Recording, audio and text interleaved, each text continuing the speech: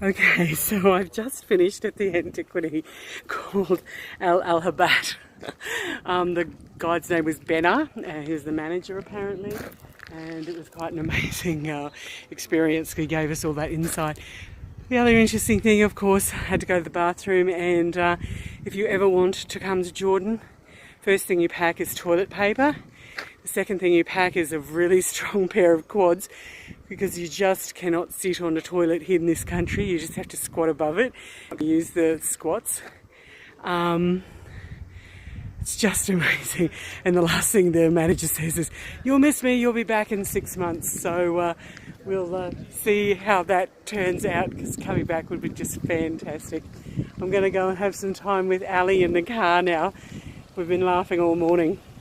And so we'll just see how this day goes. So we're just, it was Karana, wasn't it? Karana, yes. Karana Castle. So that was castle number 4. Thank you. At 5. Sorry. How do you say 5 in Arabic? خمسة. خمسة. It's خمسة بعين لما يصلي على النبي. خمسة. a handful. That's a handful of 5. That's all I can understand of that. And the reason I'm making this particular video is I've been to 5 different toilets today, and not one of them rates in a human perspective as anything decent.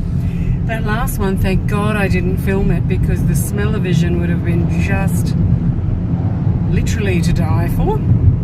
And so if you are going to come to Jordan, well, not only do you have to pack your own toilet paper, because at the moment I'm using tissues, maybe a big nappy, a big adult-sized nappy that just goes around. Wear really loose-fitted clothing so that nobody sees that you're wearing a nappy, so that you don't have to actually go to a toilet that isn't in a hotel or somewhere that has some form of, I don't know, some form of culture.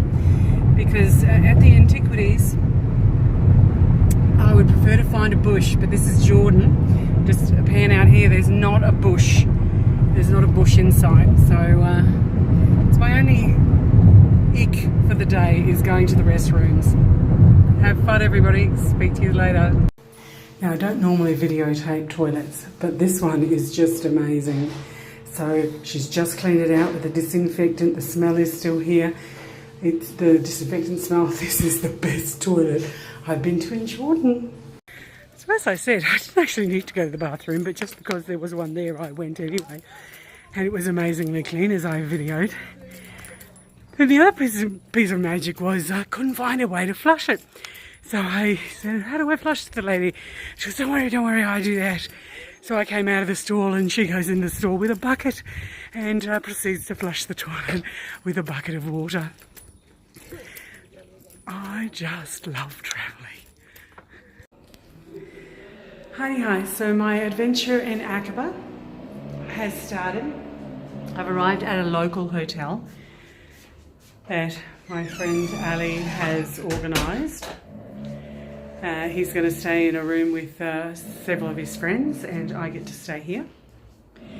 So what you will find when you come into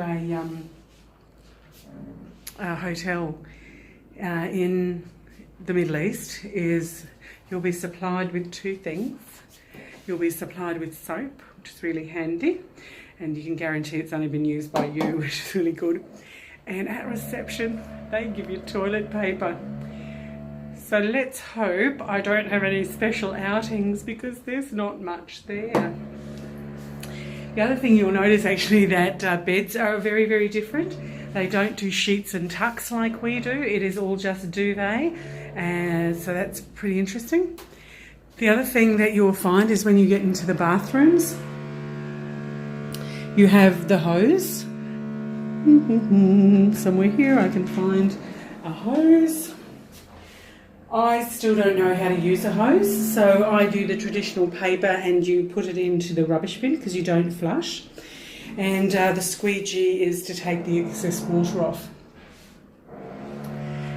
So this is what Ali would call a clean hotel.